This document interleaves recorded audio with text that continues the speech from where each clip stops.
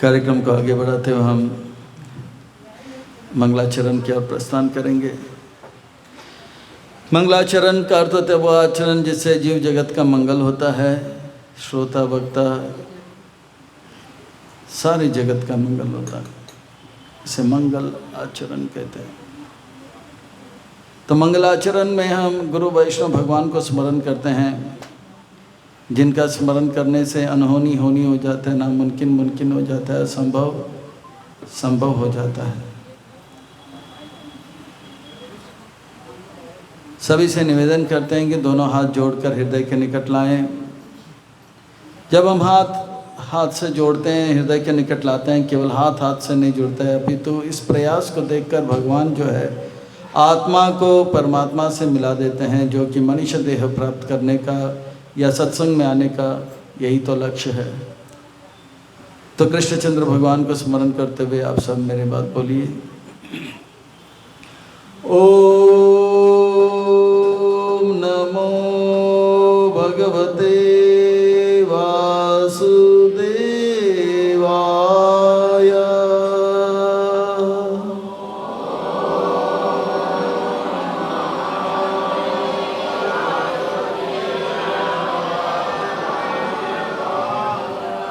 ओम नमो भगवते वासुदेवाय।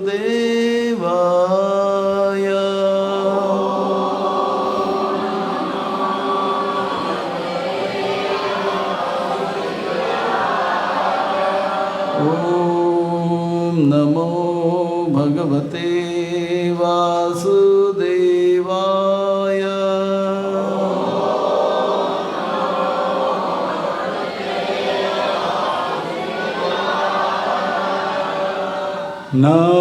नारायणं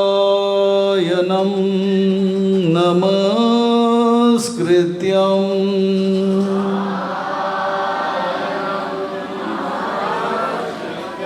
नरं चैव नरोत्तमं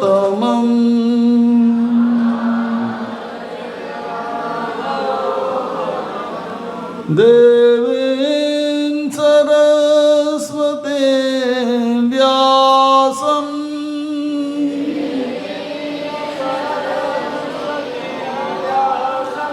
ततो जयामुदीरये।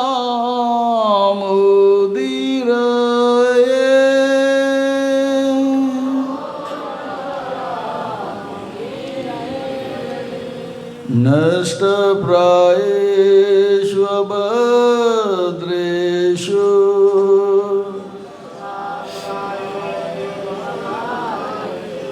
नित्यं भागवत सेवया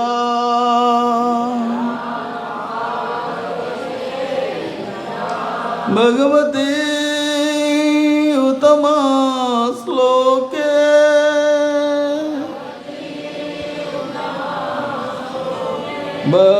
भक्तिराभवते नैष्ठकी।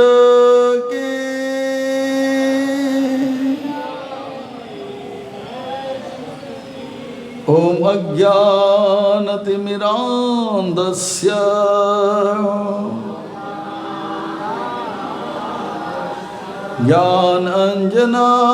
ज्ञानाञ्जनशलाकया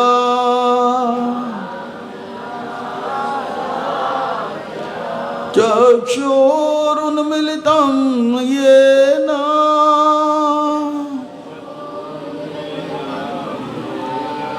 तस्मै श्री गुरुवे नमः।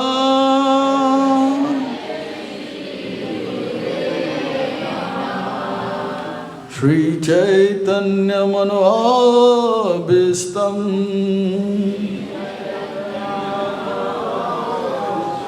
स्थापितं येन भूतले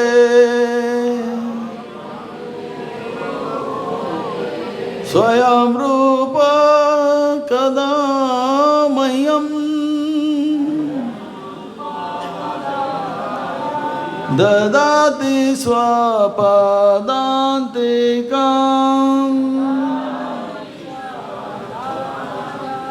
वाञ्छाकल्पतरुभ्यश्च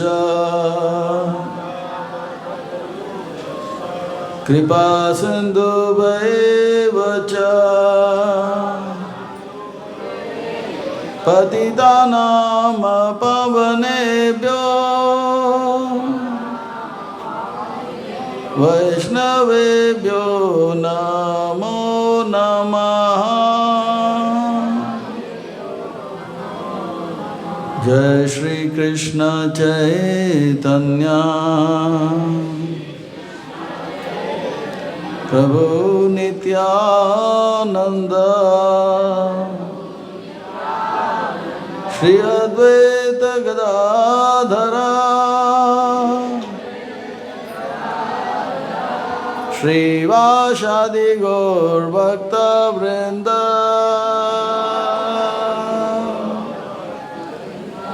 सभी हाथ ऊपर करें, मेरे बाद बोलेंगे हरे कृष्णा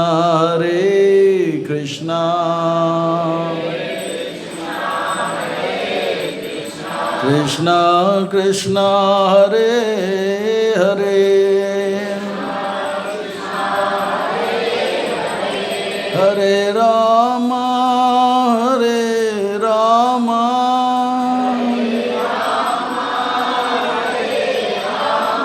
राम राम हरे हरे।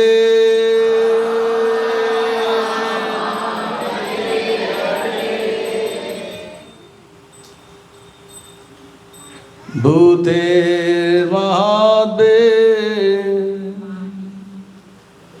या इमा पुरो विभो निर्मायसेते अमशो पुरुषा भुङ्क्ते गुणान् षोडश आत्मका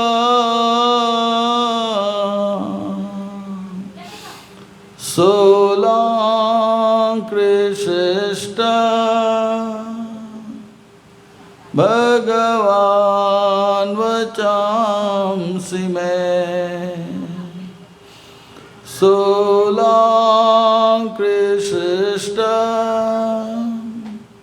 भगवान वचांसि में सोलांकृष्ट भगवान वचांसि में अखिल जगत गुरु वचन से अमार अलंकृत करी बार क्षमता तुमार तव कृपा होय मोरा कथा सुध होय सुनिया सबार सुख दुख जय गुचिबे मौकीर भाग्य मनसीर उल्लास दो समी माधम करो निज दास मौकम करोति वाचालं भंगुम लंगायते गिरिं यत्कृपातमं वन्दे श्रीगुरुं दीनतारिणे। हरे कृष्णा अंतर्राष्ट्रीय कृष्ण भावना भविष्य संघ इस्कॉन गया की ओर से प्रस्तावित यह 3 दिवसीय जगन्नाथ कथा जो कि जगन्नाथ रथ यात्रा महोत्सव के उपलक्ष्य पर इसका अनुष्ठान किया गया है। इस 3 दिवसीय जगन्नाथ कथा अनुष्ठान के दूसरे दिवस के इस कथा अनुष्ठान में आए आप सब भक्तों का, धर्म प्रेमियों का, कथा प्रेमियों का, सत्संग प्रेमियों का, अतिथियों का, आजीवन सदस्यों का, श्रोताओं का, सोशल मीडिया के माध्यम से सुनने वाले श्रोताओं का भी और भविष्य में रिकॉर्डिंग के माध्यम से सुनने वाले श्रोताओं का भी हृदय के गहराई से प्रेम पूर्वक हार्दिक स्वागत करते हैं। आप सब श्री श्री राधा मदन मोहन जी के शुभकामनाएं स्वीकार करें, श्रील प्रभुपाद जी की कृपा प्राप्त करें। कहते हैं कि जब संसार के लोग हमें चुनते हैं तो हमें संसद में स्थान मिलता है, और जब भगवान हमें चुनते हैं तो हमें सत्संग में स्थान मिलता है। इसलिए कहते हैं कि जो भगवान से करे प्यार वो सत्संग से कैसे करे? जो प्रभुपाद जी से करे प्यार वो सत्संग से कैसे करे?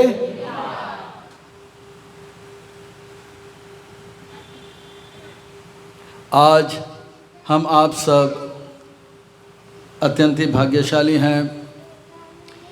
श्री श्री राधा मदन मोहन जी के परमानुकंपा एवं महत्व की कृपा से उनके छत्र छाया के अधीन हमें आश्रय प्राप्त हो रहा है और उनके चरण कमलों में सेवा का अवसर भी प्राप्त हो रहा है।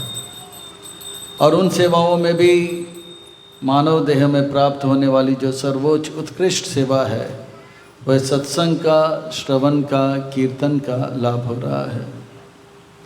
जय श्री श्री राधा मदन मोहन जी की जय, जगन्नाथ बलदेव सुभद्रा मैया की जय, श्री श्री गौर निताई की जय। इसलिए हम भगवान श्री श्री राधा मदन मोहन जी, जगन्नाथ बलदेव सुभद्रा जी, श्री श्री गौर निताई उनके परिकर सहित के पाद पद्मों पर नतमस्तक होकर कोटि कोटि वंदन प्रणाम अर्पण करते हुए प्रभुपाद जी जो कि हमारे संस्था के संस्थापक आचार्य हैं, प्रथम गुरु हैं और इस्कॉन के सबसे उत्तम अधिकारी हैं, उनके चरणारविंद में कोटि कोटि वंदन प्रणाम अर्पण करते हुए गुरुदेव जो कि दयामय है, कृपामय है, करुणामय है, गुरुदेव जो कि प्रातस्मरणीय वंदनीय पूजनीय हैं, गुरुदेव जो कि नित्य वंदनीय पूजनीय और स्मरणीय है, उनके चरणारविंद में कोटि कोटि वंदन प्रणाम अर्पण करते हुए यहाँ उपस्थित आप सब वैष्णव एवं वैष्णवी भगवत चरण अनुरागी महानुभवी भक्त वृंदों के चरणों में प्रणाम अर्पण करते हुए आज के इस दूसरे दिन के जगन्नाथ कथा अनुष्ठान का प्रस्थान करते हैं। जगन्नाथ स्वामी सारे जगत के स्वामी हैं। ये जगन्नाथ जी साक्षात कृष्ण हैं। ये जगन्नाथ जी वो कृष्ण हैं जो राधा रानी के दर्शन के लिए तरसते हैं। ये जगन्नाथ जी वो कृष्ण हैं जो अपने ही बचपन के कथा को श्रवण करके मुस्कुराने लग जाते हैं, हंसने लग जाते हैं और बड़ी रूप से हंसने लग जाते हैं। तो जगन्नाथ जी का यह देखकर हमें ये शिक्षा लेना चाहिए कि अगर हम कृष्ण के कथा श्रवण करेंगे तो मुस्कुराते रहेंगे और अगर हम कृष्ण की कथा नहीं श्रवण करेंगे तो हम मुरझाते हुए रहेंगे। हमको मुस्कुराना है या मुरझाना है? तो कृष्ण कथा सुनना है। तो जगन्नाथ जी किस प्रकार से कृष्ण द्वारिका में यह रूप को प्रकट करते हैं इसका वर्णन हमने देखा। अभी हम कथा को आगे बढ़ाते हुए देखेंगे कि ये रथ यात्रा में ये जगन्नाथ जी को, बलदेव जी को, सुभद्रा जी को बड़े मंदिर से लेके ये गुंडीचा मंदिर तक क्यों खींचा जा रहा है? जो मंदिर जहाँ पर जगन्नाथ बलदेव सुभद्रा जी क्वारंटाइन में है आज 15 दिन के लिए, बीमार है, वो जगन्नाथ जी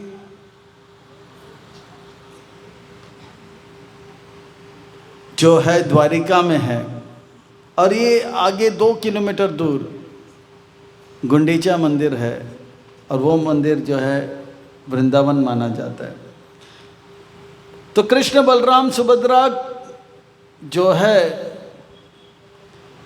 किस प्रकार से मथुरा या द्वारिका या कुरुक्षेत्र से वृंदावन जा रहे हैं, ये रथ यात्रा का जो भाव है एक छोटे से कथा से देखकर हम जगन्नाथ जी के अन्य लीलाओं को श्रवण करेंगे।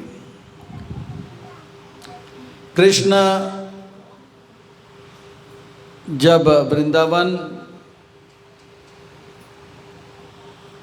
त्याग कर मथुरा में कंस को मार कर द्वारिका में आते हैं तो 1 नहीं, 2 नहीं, 3 नहीं, 8 नहीं, 100 नहीं, 1000 नहीं, 10,000 नहीं, 15,000 नहीं, 16,000 नहीं, 16,108 पटरानियों से विवाह करते हैं और एक से बढ़कर एक सुंदर राजकुमारी उनके पटरानी बन जाते हैं।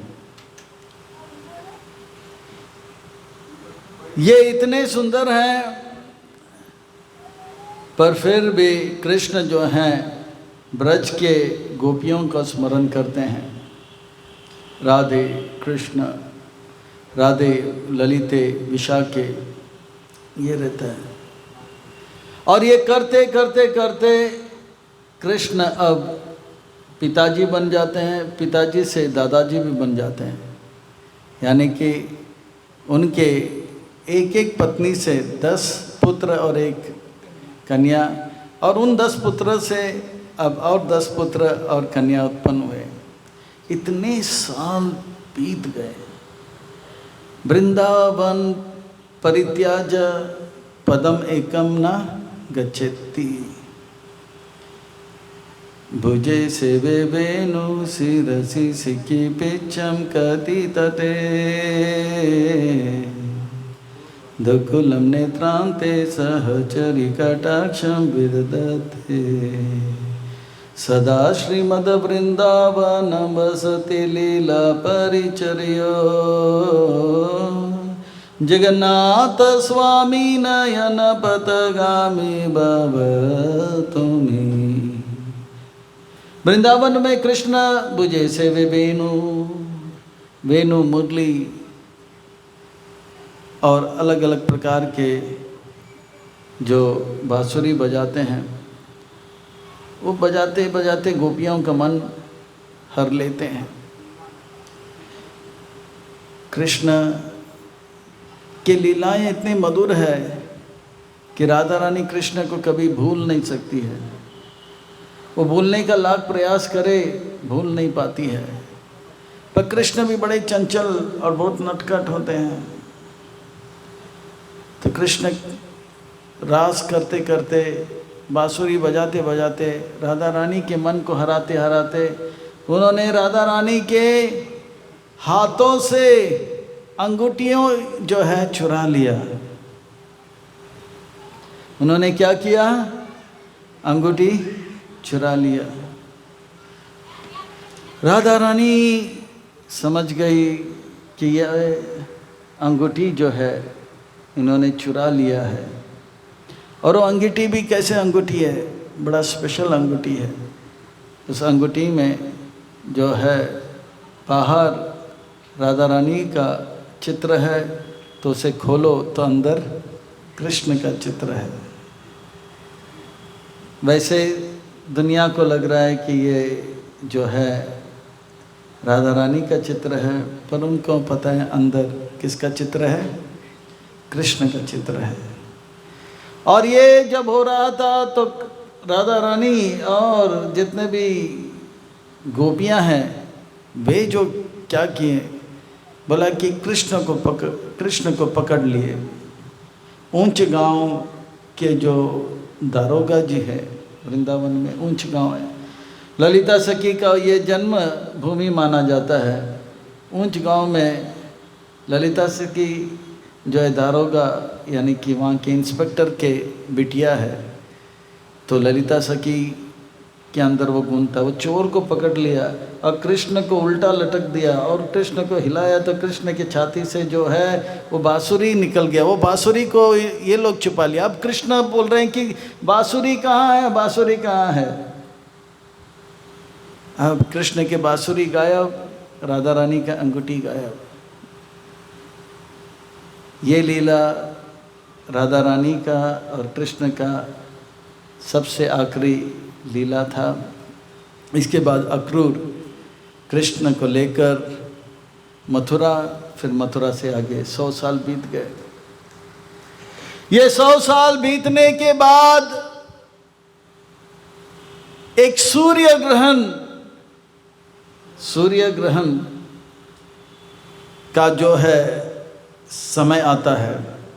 और ऐसा प्रथा है कि जब सूर्य ग्रहण होता है तो हमें पवित्र स्थान में जाना चाहिए, पवित्र कार्य करना चाहिए। सूर्य को जो है राहु अब ग्रस्त कर रहा है।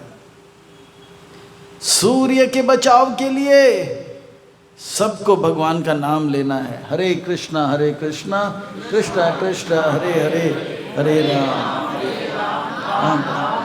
और उस समय सूर्य का दर्शन नहीं करना चाहिए, क्योंकि सूर्य नहीं दिखाई देगा, वो राहु दिखाई पड़ेगा, यानी कि नकारात्मक शक्ति दिखाई पड़ेगा।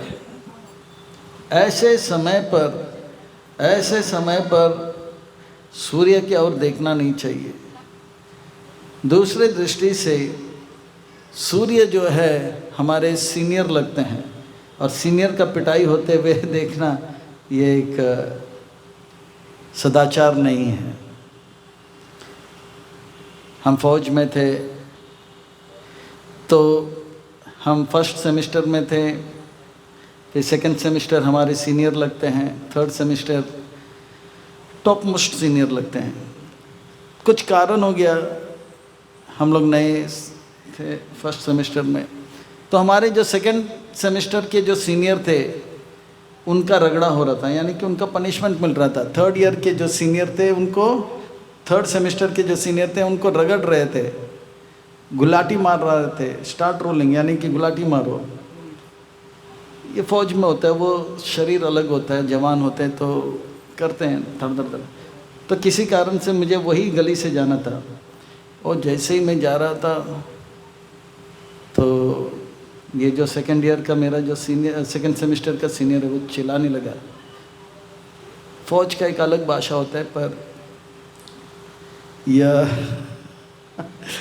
व्यासासन में थोड़े दूसरे ढंग से बताऊंगा।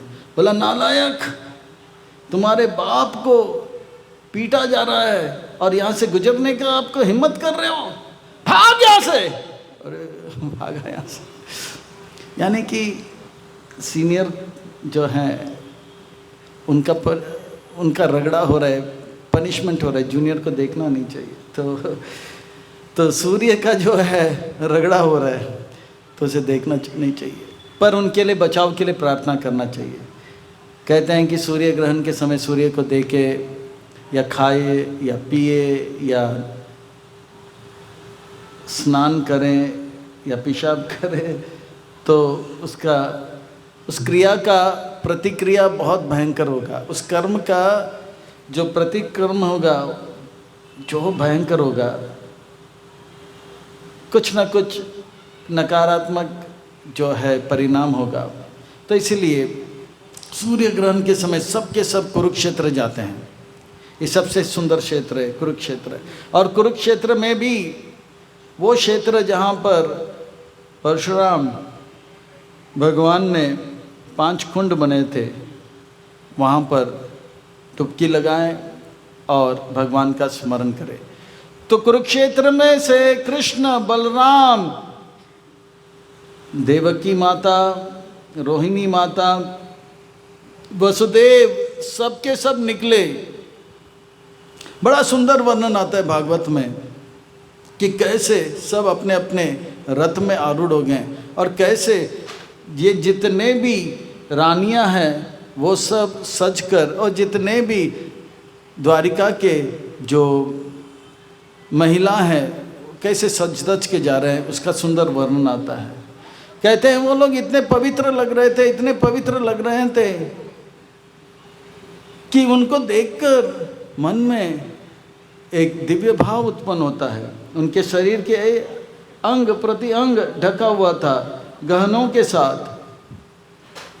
कहते हैं कि स्त्रियां जब अपने शरीर को ढकते हैं गहनों के साथ, हाथ में कंगन, उंगलियों में अंगूठी, गले में जो है माला और पाँव में जो है पायल हो, और ये सोने का हो चांदी का हो, तो कहते हैं कि उस धातु और उस आभूषण में देवी देवता वास करते हैं, और कोई बुरे नज़र वाला अगर देख भी ले तो उनके अंदर पवित्र भाव उत्पन्न होगा। पर आजकल के लंपट लोग इतने चालाक हो गए, वो इतने चालाक हो गए कि चोरी करने लगे। अभी तो गहने कोई पहनते नहीं, तो प्लास्टिक का पहनते, तो प्लास्टिक के गहने में देवी देवता वास नहीं करते हैं, तो कामुक लोग जो है उनका कामुकता और बढ़ जाता है तो देवी देवता का रक्षा नहीं होता है। पर बात यह है कि स्त्रियां जो है वो पवित्र वस्त्र धारण करें, आभूषण धारण करें कि बुरे नज़र वाले भी वो पवित्र हो जाए। नहीं तो क्या कहते हैं, बुरे नज़र वाले तेरा मुंह काला, उनका भी काला, उनका भी मुंह सफ़ेद हो जाए, ऐसा हो जाए। ऐसे जो है पवित्र वस्त्र धारण करना चाहिए। एक बार एक बालिका वो अपने पिताजी से पूछ रहे हैं, एक बालिका को, एक स्त्री को, एक लड़की को कितना अंग जो है ढकना चाहिए वस्त्र से, और कितना अंग का प्रदर्शन करना चाहिए। बात समझ में आ रहा है आप सबको? वो बालिका अपने पिताजी से पूछ रही है, यूट्यूब सब देखने के बाद वो कह रही कि शरीर के कितने अंग को ढकना चाहिए वस्त्र से, और शरीर के कितने अंग को प्रदर्शन करना चाहिए लोगों के मनोरंजन के लिए। तो पिताजी थोड़े गंभीर हो गए, बोला बेटी, शरीर के अंग को उतना आप वस्त्र से विहीन रखो जितना पाप उस दृश्य से होगा, उस पाप का जो परिणाम है आप सहन कर पाओ उतना। यानी कि आपने शरीर के एक अंग को वस्त्र से विहीन किया, किसी ने देखा और उनके अंदर कामुकता आ गया, वो पाप उनके अंदर आने का जो दंड है उस बालिका को मिलेगा नरक में। उसे जितना सहन कर सकती है उतना ही वो शरीर का प्रदर्शन करे। ऐसे पिताजी ने किसको बोला? बेटी को बोल दिया। बेटी को आया गुस्सा, पिताजी ये पुराने ज़माने के बातें हमारे सामने नहीं रखते हैं, हम आजकल के लड़कियां हैं, हम आजकल के लड़कियां बहुत आगे हैं, ये बातें आपके पास रखिए, हम तो है पूरी तरह से प्रदर्शन करेंगे, पाप पुण्य हम नहीं जानते हैं। तो बोला ठीक है। तो पिताजी ने क्या किया, अगले दिन बेटी के लिए एक सुंदर सा तोहफा दिया। पिताजी ने क्या किया, बेटी को एक सुंदर सा तोहफा दिया, और जैसे ही वो तोहफा कोरियर से आया तो बहुत खुश हो गई। पिताजी, कोरियर को खोलकर उस पार्सल को, पिताजी आपने मेरे लिए इतना सुंदर सा मोबाइल, सबसे महंगा मोबाइल मुझे दिया है, इतना नाजुक है ये मोबाइल, ये दुनिया का सबसे बड़ा मोबाइल है और ये मोबाइल को मैं बहुत संभाल के रखूँगी। तो पिताजी ने बोला क्या करोगे, क्यों संभाल के रखोगे, ये इस मोबाइल को किस तरह से आप संभाल के रखोगी, इस मोबाइल को इतना नाजुक है, इतना सुंदर है, इस मोबाइल का जो क्वालिटी एकदम टॉप क्लास है, इसे सुरक्षित रखना बहुत ज़रूरी है। बोले बेटी क्या करोगी, बोलेगी कि मैं इसके लिए एक कवर लगाऊंगी, स्क्रीन कवर लगाऊंगी, फिर दूसरे प्रकार के कवर लगाऊंगी ताकि इसके ऊपर स्क्रैच नहीं आए, यानी कि इसके ऊपर करोच ना आए। मतलब ये सब करने की आवश्यकता क्या है बिटिया। बोलते हैं कि पिताजी आप नहीं जानते हो, ये मोबाइल जो है इतना नाजुक है, इतना अच्छा है, अगर थोड़ा सा भी इधर उधर लग जाए तो इसको करोच हो जाएगा और ये बद्दा हो जाएगा, किसी काम का नहीं होगा। और इसीलिए इस मोबाइल को अच्छी तरह से कवर करना बहुत ज़रूरी है। बस पिताजी ने बोला यही बात है, लड़की का शरीर भी बहुत कोमल है और बहुत नाजुक है और बहुत ही महत्वपूर्ण है, इसलिए उसके शरीर को अच्छी तरह से ढक लेना चाहिए, नहीं तो बुरे नज़र वाले तेरा मुंह काला जो है करोच लेंगे। तब उस बेटी के वो थोड़ा थोड़ा सा उनका जो बंद अक्ल का ताला जो है थोड़ा सा खुल गया। तो जितने भी ये द्वारिका के वासी थे अच्छी तरह से सज धज कर जा रहे थे, इतने पवित्र लग रहे थे। और जैसे जैसे जैसे वे कुरुक्षेत्र आ रहे थे, द्वारिका से कुरुक्षेत्र लंबा सफ़र होता है, ब्रजवासियों को पता लग गया कि अब जो है कृष्ण आ रहे हैं। कृष्ण जो हैं, नहीं मुझे नहीं चाहिए, मुझे पंखा नहीं चाहिए, know just concentrate on this, I will require a watch. मैं ब्रह्मा जी नहीं हूँ कि एक मुंह वहाँ पे होगा और ज़्यादा भी करते रहूँगा तो गर्दन भी कट जाएगा।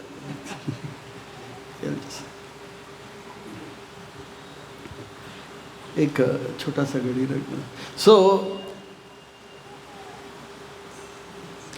ब्रजवासियों को पता लग गया हम तो द्वारका नहीं जा सकते क्योंकि ब्रज से द्वारका बहुत दूर होता है, ब्रज से द्वारका बहुत दूर होता है। तो बोला पर कुरुक्षेत्र जो है गाड़ी से अगर हम जाएंगे तो 2 घंटे में आ जाता है, तो चल के जाएंगे तो हो सकता है 1 दिन या 2 दिन में जाए। तो सारे ब्रजवासी जो है कहाँ से, ब्रज से, वृंदावन से निकले और चले गए कहाँ, कुरुक्षेत्र में। कृष्ण आएंगे, कृष्ण आएंगे, नंद महाराज, यशोदा मैया, सारे जो है ब्रज के वासी वहाँ पर जो है रख दो ऊपर रख दो, just keep it up, very nice, it's okay, 10 minutes fast, 10 minutes fast. तो ब्रज के सारे गोपियाँ, सारे गोप सब आ गए हैं, कृष्ण आ गए, कृष्ण आएंगे, कृष्ण आ रहे हैं। अब कृष्ण आ गए और यहाँ पर जो है सूर्य ग्रहण हो रहा है। कृष्ण धीरे धीरे सारे ब्रजवासियों को मिले, पहले नंद महाराज से मिले, यशोदा मैया से मिले, दंडवत प्रणाम किए, फिर सखाओं से मिले, गले लगे, अंत में एक एक करके सारे गोपियों से मिले और लास्ट में वो मिले राधा रानी से। राधा रानी कृष्ण की ओर देख रही है और कृष्ण राधा रानी की ओर देख रहे हैं। राधा रानी फूट फूट के रोने लग जाती है, बोलते कृष्ण हमने आपको बहुत सताया और